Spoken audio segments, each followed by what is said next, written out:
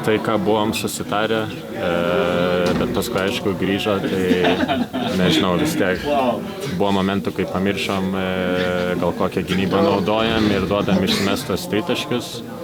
Buvo rizikų, kurios gal, nežinau, bet šiaip visumoje tai labai gerai po dviejų kėlinių išėjom, nusiteikę, laikėmės taisyklių, visi agresyvūs, visi dalinas kamuolį, tai manau gražu žiūrėti buvo.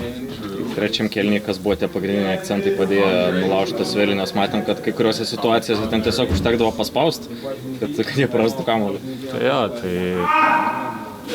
nežinau, jie irgi spaudė, bandė duoti, nežinau, tą kontaktą, taip ir grįžo, nes padarėm gal 6 klaidas per pirmą kėlinį ir per pirmą pusę ir tas truputį išmušė mus iš vėžių, bet nežinau, tie antri šansai, nes viską keitėm, bet buvo ir kur nekeitėm būtent tų antrų šansų, tai nežinau, tai tą gal apsitvarkėm, gal truputį tos kantrybės buvo puolime, nežinau, puolėm jų silpnasias vietas akcentavom, tai buvo ispaniškas pick and rollas, tai manau taip ir perlaužėm jas.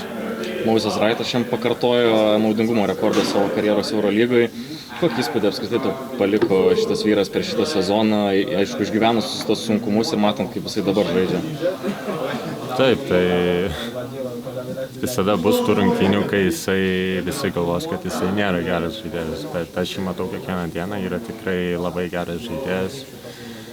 Jeigu dar užsiveda iš vis žiaurus žaidėjas, bet nežinau, šiandien ne tik jį noriu išskirti, noriu visus išskirti, nes tikrai nebuvo jokių hi-hi-ha-ha, bet visi rimtai nusiteikė iki vieno, nežinau, padarėm savo darbą ir dabar visi patenkinti su šypsenom, ko nematėm visai ilgai, tai nežinau, labai smagu, aišku, jisai užsibaigė ten tais dėjimais, metimais su pražanga ir taip toliau, reboundai, tai atletas, labai atletiškas žmogus, tikrai stebina, smagu.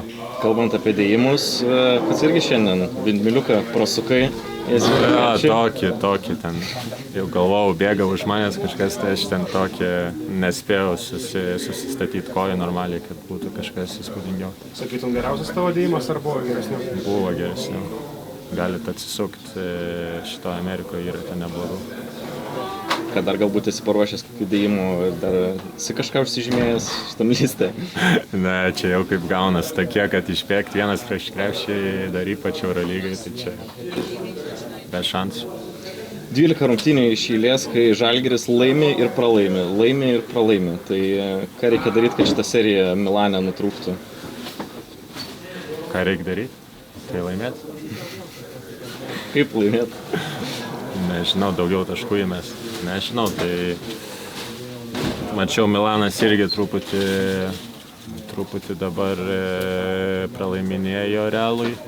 Tai aišku, po pralaimėjimo dar žais namie tikrai bus nusiteikę ir norės bus alkani laimėti. Tai mes turim irgi tai suprasti ir jeigu su tokia pradžia kaip šiandien mums tai pavyks padaryti, tai manau tikrai yra nemažų šansų laimėti. Ar neišmuša iš vėžių, galbūt kažkiek, kad nepagauna tos nei blogos serijos, nei geros kažkokios? Ar yra kažkoks susimėtymas viduje? Nes vis tiek šitą seriją, man atrodo, pakartotas Eurolygos rekordas pagal tą tokią seriją, pergalę laimėjimas. Kokių rekordų tik nėra, ne šiandien. Bet ne, tai visada kaip žaidėjas, nežinau, nori laimėti. Būna, kad, nežinau, visai komandai, visiems žaidėjams tiesiog nesusiklosto, nežinau, tas vakaras ir ne vienas rungtynės esam taip, nežinau, kabutėse pasakyti, paleidę, kur tikrai buvo labai dideli šansai laimėti. Tai, nežinau, stengsimės, nežinau, penktadienį žaidžiam. Ir ketvirtadienį. Ketvirtadienį žaidžiam. Tai stengsimės ketvirtadienį nulaužti tą rekordą, kad daugiau nebūtų tokių rekordų.